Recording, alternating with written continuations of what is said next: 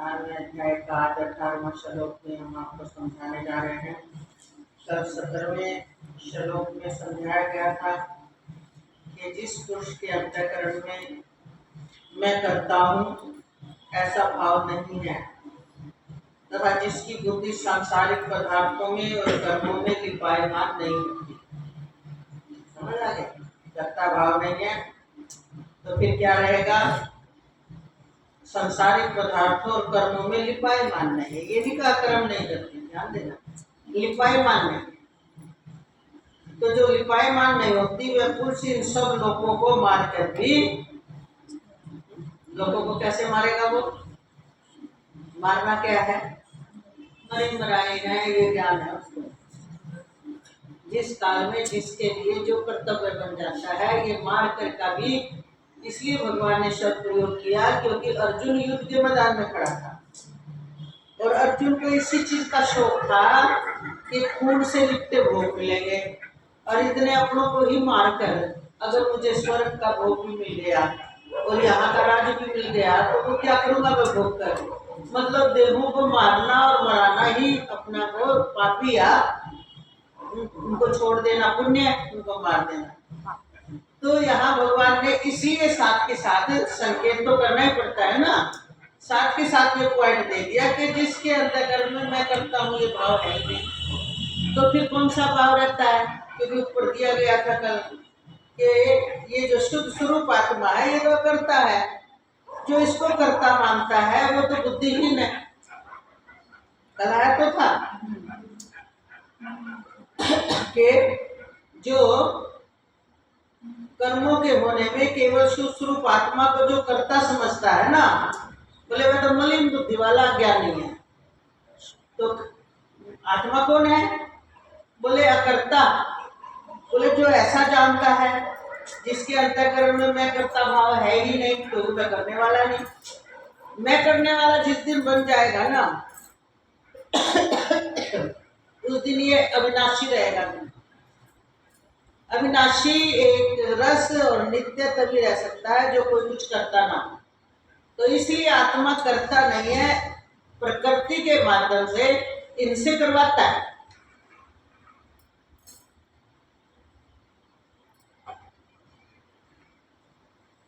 ये बिजली थोड़ी पंखा बनी हुई है। अब हवा दे रहा है, कौन दे रहा है? पंखा। पंखा दे रहा है। अगर ये पंखा ना हो तो बिजली होते हुए भी क्या हवा मिल जाएगी? अगर ये बल्ब ना हो, बिजली होते हुए भी क्या प्रकाश मिल जाएगा? देखो, है ना? पर बिजली ना हो तो ये पंखा भी कोई काम नहीं करे। तो ये आत्मा इस प्रकार से है। आत्मा ना हो तो ये इंद्रिय आदि शरीर आदि कुछ नहीं कर सकते, और ये शरीर ना हो तो आत्मा के होने से क्रिया होगी नहीं। क्रिया ये करते हैं पर आत्मा के सानिध्य से, यानी उसकी पावर से। अब बिजली कैसे? अब बिजली का देखो, बिजली का तो एक ही स्वभाव है, प्रकाश देना, उसको छुओगे तो करंट मारना। अब अगर आप ये तो भूल ना करो, प्रकाश तो वो देगी ना। अब प्रकाश कब देगी? देखो ध्यान देना, असल में बिजली का प्रकाश देना भी स्वभाव नहीं है, बिजली का स्वभाव तो करंट है, पावर है उसके पास। अगर बल्ब ना हो तो वो पावर नहीं देगी, एसी ना हो तो वो ठंडक नहीं आएगी। तो ये तो इंस्ट्रूमेंटों की बात है ना। अब बिजली का अपना क्या है? करंट मारना। अब करंट वो तुम नंगी तारी हम छोड़ दो, यहाँ भी मार दे, मतलब पावर है। ऐसे ही आत्म तत्व पावर है, और आत्म तत्व जो पावर है बस वही वास्तविक सत्य है। इसलिए आत्मा करता नहीं है। क्यों करता नहीं है? क्यों करता नहीं है? उसका गुण जो है, जैसे बिजली का गुण करंट, करंट है, उसमें करंट नहीं तो उसे बिजली क्यों कहोगे? ऐसे ही आत्मा का गुण तो सत्यचिद आनंद है। तो सत्य है, चेतन है और आनंद स्वरूप है, बस। इसलिए जिसने ऐसा समझ लिया तो वो अपने को कभी कर्ता मानेगा नहीं। और जिसको ये बात अच्छे से अंदर में गड़ गई तो वो कभी भी किसी भी कर्म में लिपायमान होगा ही नहीं। हाँ, ये जरूर देखेगा कि ये कर्म ये तो विवेक भी तो है उसके अंदर, बुद्धि में बैठकर। देखो विवेक किस में है, बुद्धि के अंदर एक विवेक का पावर है, उसके माध्यम से ये विवेक होता है। आत्मा को ये भी नहीं अच्छा बुरा क्या है, वह तो बस सच्चिदानंद स्वरूप है। ये विवेक, ये बुद्धि निश्चय करना, ये इधर उधर का, इधर गया उधर गया, ये मिल जाए वो मिल जाए, ये मन का, ये देखना, ये सुनना, ये सारे कर्णों के काम है। जैसे आपको समझ में आ गए होंगे, ठीक इसी तरह से इन कर्णों के कार्यों को मैं कर्ता बन जाना ही बंधन है। बोले फिर कौन कर्ता बनता है? बोले ये चेतन अगर अपने ज्ञान में रहे तो कर्ता कोई भी नहीं बनता, फिर ना उसको किसी से मोह होगा, ना किसी कर्म से लिपायमान होगा। लेकिन ये चेतन इन अवयवों में मिलकर अपनी इसी भूल में जी रहा है कि मैं कर्ता हूं। और ऊपर भगवान ने कह दिया ऐसा मानना तो कौन है? मलिन बुद्धि वाला है। मलिन बुद्धि क्यों कह दिया? कि निर्मलता नहीं है उसकी बुद्धि में, उसको सही सही नहीं दिख रहा, उसको सही नहीं। इसलिए भगवान ने कहा जिस पुरुष के अंतःकरण में मैं करता हूं ऐसा भाव नहीं है, तथा जिसकी बुद्धि सांसारिक पदार्थों में और कर्मों में लिपायमान नहीं होती, वह पुरुष इन सब लोगों को मारने का मतलब क्या है? क्या है? जैसे जिसकी जो भी है, ये सब मरे मराए हैं, इनसे क्या रस लेना। एक भजन हम गाते थे, अग्नि मर है। एक भजन तो ये गाते थे, अग्नि चुप है, साधो चुपका है निस्तारा। फिर जहाँ ये गुरु माँ का भजन है, कौन? साधो ये मुर्दों का गाँव, साधो ये मुर्दों। कौन बोलता है? लास्ट में बोलता है शिष्य मर है गुरु भी मर है, शिष्य मर है गुरु भी मर है, मर है सहारा जान। सब कुछ मरा हुआ है। मतलब शिष्य नाम किसका है? गुरु नाम किसका है? जितने ये भाव गुरु शिष्य माँ पुत्र पत्नी, ये सब बोले मरण धर्म है। ये शब्द भी मरण धर्म है। बोले जो मरण धर्म नहीं, वो तो निर्लेपी तत्व है, उसे तुम क्या दे दो? क्या दे दो? आत्मा नाम दे दो, परमात्मा नाम दे दो, तत्व नाम दे दो, वो भी समझने के लिए दिया गया है। चेतन नाम दे दो, सच्चिदानंद स्वरूप बोल दो, बस वही मरना ही है। बाकी सब क्या है? मरे हुए। अब मरे हुए को क्या मारना? यही तो भगवान ने अर्जुन को बोला, तू निमित्त बन जाइए पहले से इनके। तो भगवान ने मार रखे? बोले नहीं, इनके कर्म का जो संस्कार है, जो युद्ध में आए हैं, ये पहले से निर्धारित है कि इनकी किसी तरह से इनकी वीर गति होनी है, किस ढंग से होनी है। तभी तो ये सब अपने बिना बुलाए अपने अपने संस्कार के वश होकर युद्ध के मैदान में आए। देखो बोले भगवान अपने परिवार वालों का मोह छोड़कर किसके वश होकर? अपने क्षत्रिय धर्म के वश होकर।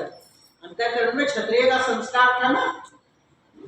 अभी देखो अपने देश में कुछ होने लग जाए तो जिसके अंदर ये संस्कार है वो कूद पड़ते हैं ना, अरे नारे लगाओ, सड़कों पे उतरो। सब तो नहीं उतरते सड़कों पे।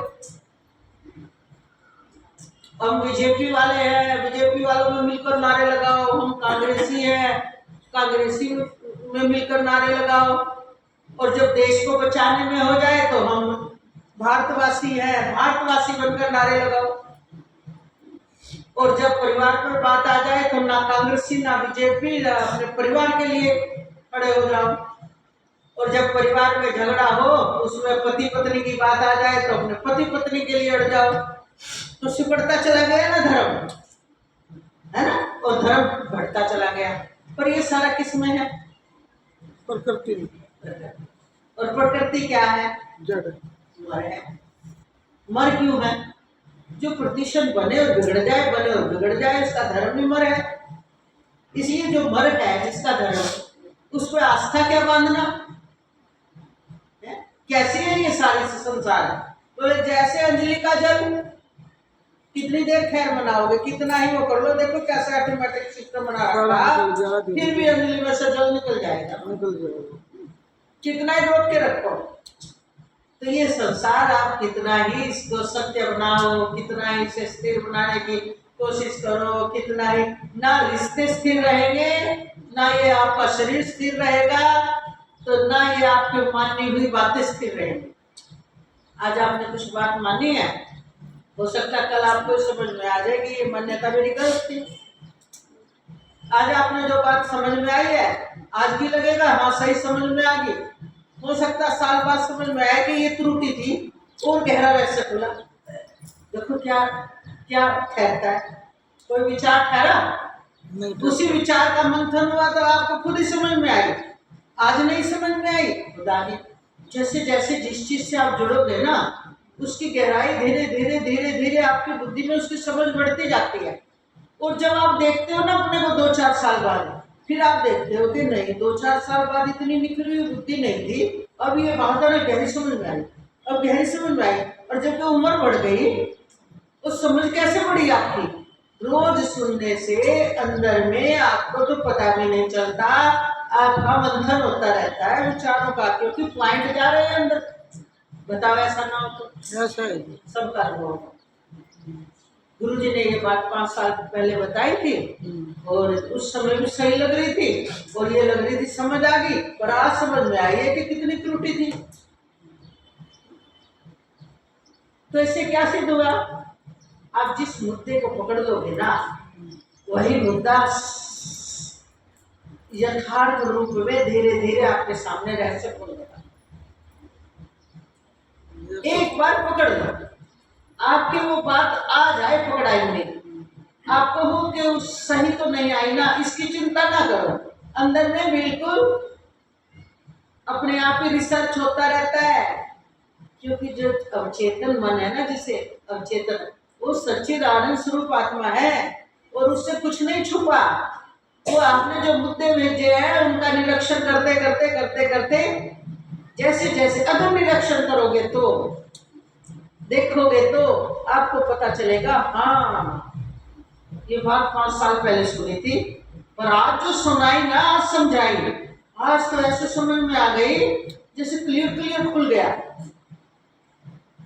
हो सकता आज भी पूरी ना आई हो, और 2 साल बाद फिर खुलेगी। तो पर जिस स्टेज पे हो उसी स्टेज पे आपको लगता है नहीं हमें समझ आ रही है। आज तक किसी ने ये बोला है अरे नहीं जी समझ नहीं आती, हम कहेंगे सत्संग में आपको लगता है हमारा उपदेश समझ में नहीं आया, नहीं नहीं उपदेश तो पूरा समझ में आ रहा है, फिर परिवर्तन क्यों नहीं आया? जब वो सुनता रहता तब उसका जो समझ खुलकर निकलती है और फिर अप्लाई भी करवाती है। कौन? उम्र।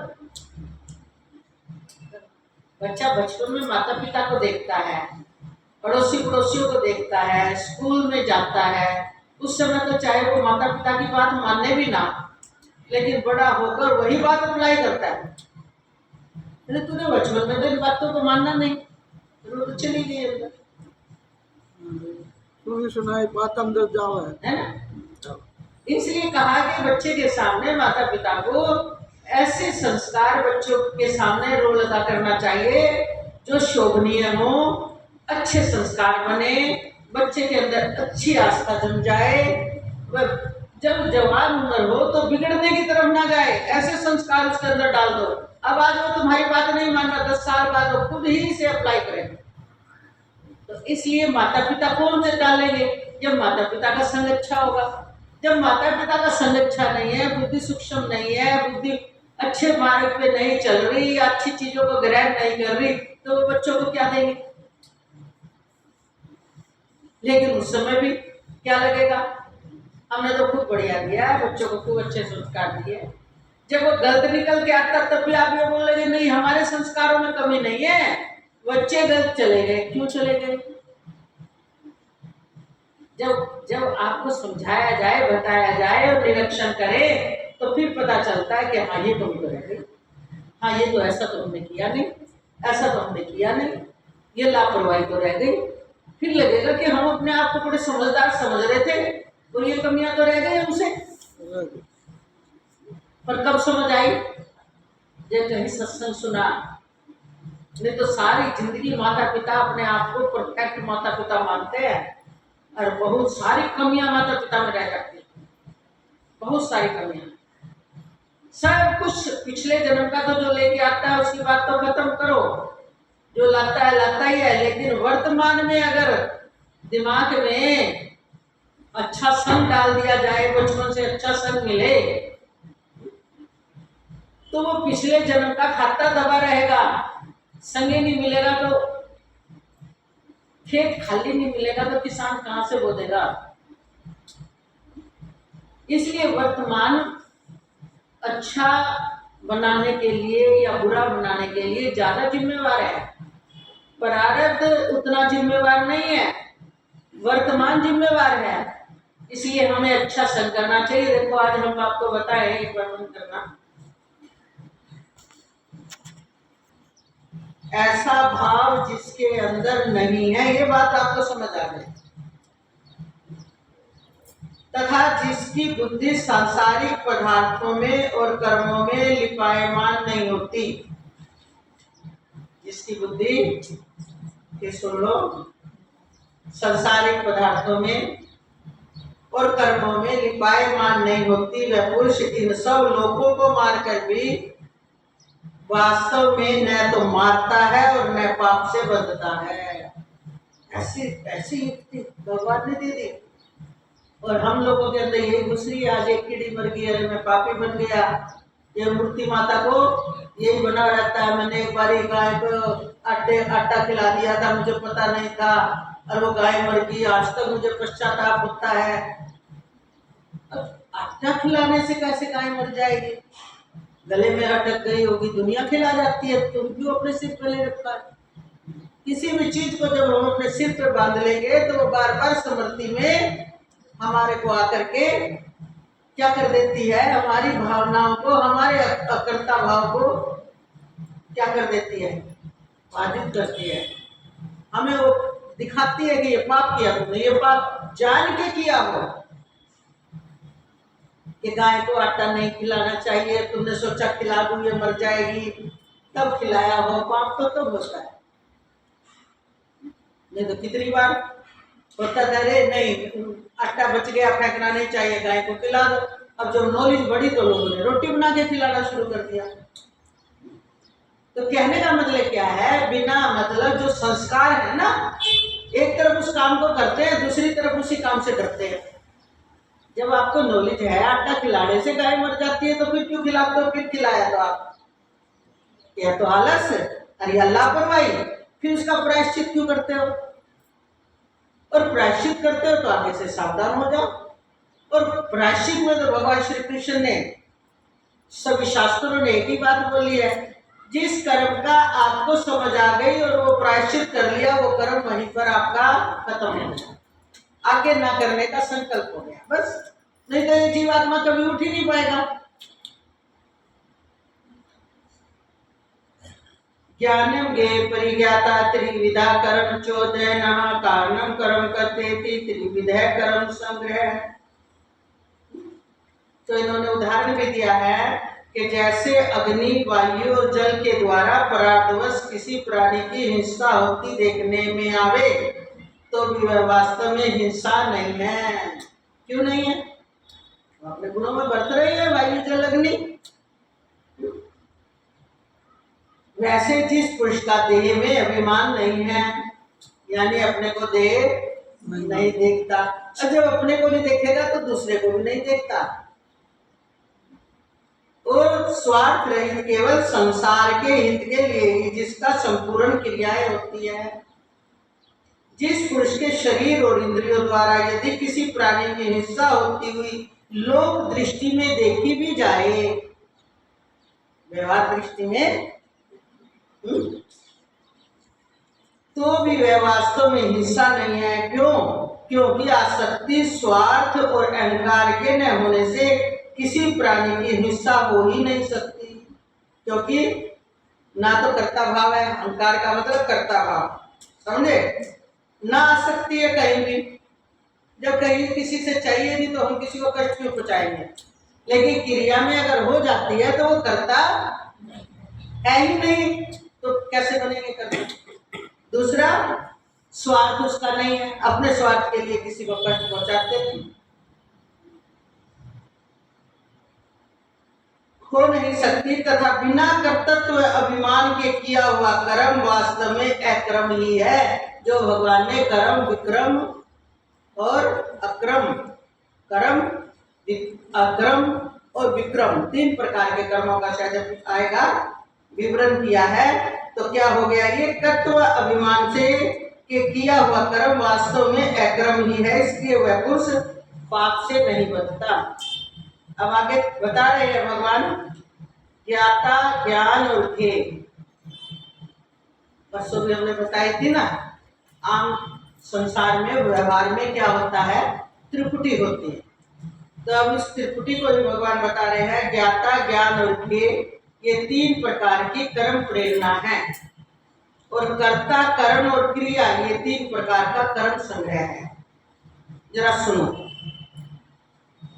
ये बात आपको बार बार बताई जाती है, तू तो जानने वाला है, तू तो जानने वाला है। तो जानने वाला यहाँ किसको कहते हैं, जानने वाले का नाम है ज्ञाता। कौन है, ज्ञाता। ज्ञाता। ध्यान देना, ज्ञाता ज्ञान और ज्ञेय, त्रिपुटी जहां बनेगी, त्रिपुटी जहां बनेगी वो आत्मा नहीं कहलाता। जानने वाला तो है, त्रिपुटी के मध्य आने वाला भी बंधन में ही है। तो यहाँ जानने वाला हम कितनी बार बोलते हैं, ये जो जानने वाला है इसे भी जो जानता है वो है प्रकाशक स्वरूप आत्मा। तो ये जानने वाले तक पहुंचकर हम बोलते हैं ना, कितनी बार आप लगा लेते होगे, बस हम कई बार तो जानने वाले में आ जाते हैं और जानने वाले में आकर नीलेपी मान लेते। तो जानने वाले बने हो, मिलावट में बने हो, या सामान्य जानने वाला जीवात्मा ही होता है। बस यहाँ तक दौड़ लगाकर आप सोचते हो गया हमें तो ज्ञान। तो जानने वाले का नाम ज्ञाता है, और जिसके द्वारा जाना जाए, किसके द्वारा जाना जाएगा, अगर जानने वाले के पास ज्ञान ना हो, ये कला ना हो, अग्नि के पास प्रकाश ना हो, दाहक शक्ति ना हो, तो अग्नि को नाम रखेगा इसका, बताओ। तो ज्ञान किस में होता है, ज्ञान जानने वाले में ही होता है। तो जिसके द्वारा जाना जाए उसका नाम ज्ञान है, और जानने में आने वाली वस्तु का नाम ये है। ये तो हिंदी में अच्छे से पढ़ाई जाती है, व्याकरण में सारी बातें यही सिखाई जाती है। कर्म करने वाले का नाम कर्ता है, और जिस साधनों से कर्म किया जाए उसका नाम करण है। अब करने का नाम क्रिया है, कर्ता करण और क्रिया, और इन तीनों से परे साक्षी चैतन्य स्वरूप। तो कर्ता कौन हुआ, जीवात्मा, और जीवात्मा जिनके माध्यम से करता है वे करण हुए। करण कौन है, इंद्रिया आदि, अंदर के करण बाहर के करण।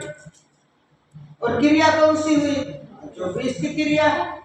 सामान्य में करेंगे तो जो देखने की क्रिया करता है, आंख रूपी करण के माध्यम से, सुनने की क्रिया करता है कान रूपी करण के माध्यम से, बोलने की क्रिया करता है वाणी रूपी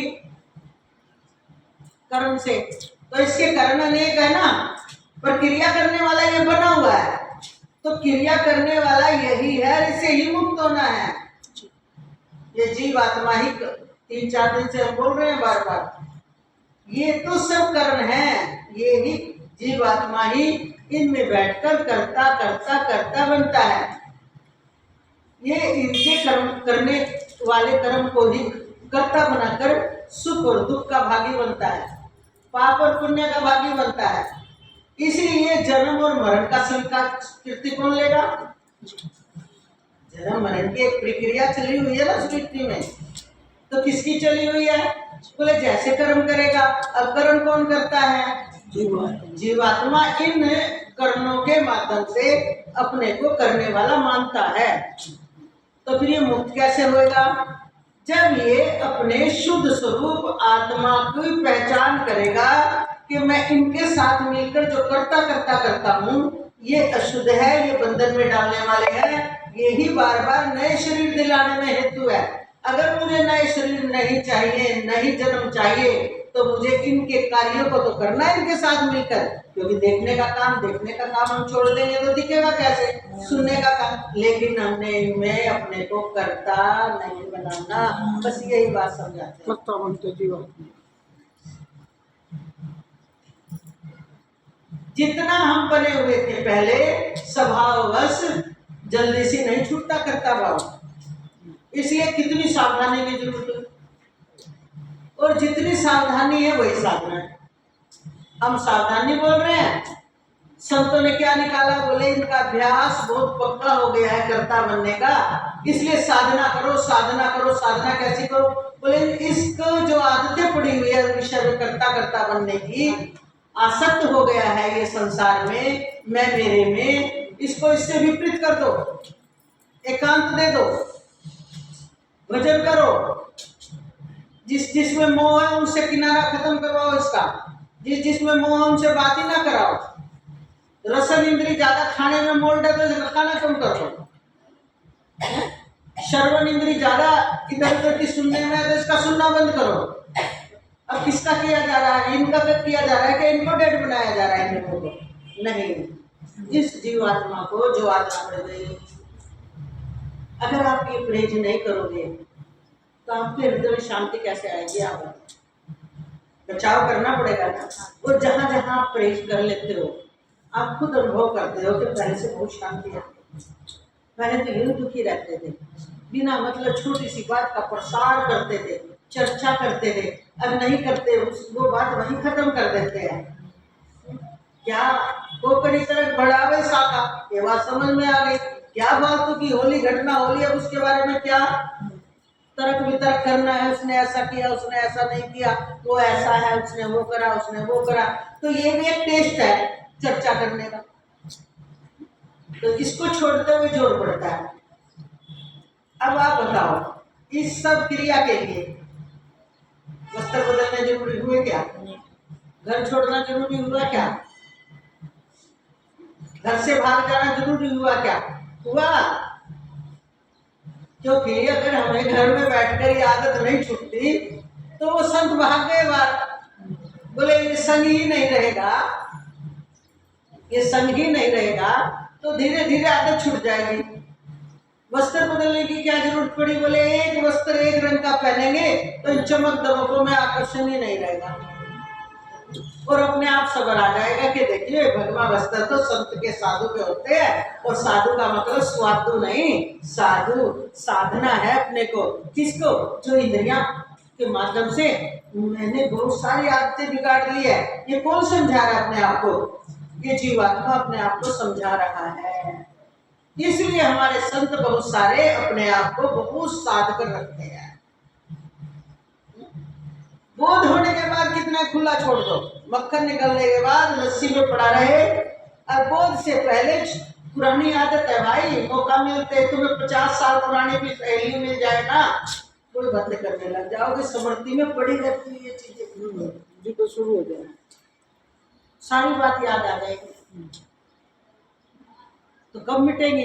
बोले कई जन्मों तक जब इनका संग ही नहीं मिलेगा, भूल जाओगे। नहीं तो पुरानी स्मृति अगले जन्म में भी तुम्हें याद नहीं है, पर वे अगले जन्म में भी अपनी क्रिया ऐसी ही करवाती है जैसा आपका अभ्यास पक्का है। तो देखो कितना मुश्किल हुआ। आसान हुआ? आसान लगता है, लेकिन लगे रहोगे, सत्संग सुनते रहोगे, विचार करते रहोगे, थोड़ा थोड़ा अप्लाई करते रहोगे, तो आपके चित्त में अपने आप ही क्या आएगी? स्वच्छता आनी शुरू हो जाएगी, यानी मन और बुद्धि शुद्ध होने शुरू हो जाएंगे। जब धीरे धीरे मन बुद्धि शुद्ध होंगे, फिर जो बातें आज आपको अच्छी लगती थी संसार की, अब 2 मिनट भी वो संग आपको प्रिय नहीं लगेगा, ये पहचान है। वो संग आपको करने लगेगा और खुद ही निर्णय ले लोगे दूसरों के समझाने से बात कम दिमाग में बैठती है। जब खुद वो अप्लाई होता है ना, निर्णय पक्का आ जाता है, फिर लगता है मैं कैसा पागल था, व्यर्थ की चर्चाओं में समय बेकार कर रहा। अरे कितनी शांति है बिना कम चर्चाएं, जितनी कम एकांतिक जीवन, एकांतिक जीवन। सब शास्त्र पुकार पुकार कर कहते हैं। क्यों कहते हैं? जो इस मेले में मिला हुआ है ना, उसको नहीं अखरता मिला। जब मेले को छोड़कर एकांत में शांति से रहना शुरू कर देते हो ना, तब आपको पता चलता है शांत एकांत का क्या सुख होता है। अब मिल रहे हो भेड़ों में भेड़ बन करके चल रहे हो, अरे जाओ तुम भी वह। इसलिए हमें घर में रहकर ही थोड़ा एकांत जीवन बना लेना चाहिए। कोशिश करो एकांत जीवन बनाने।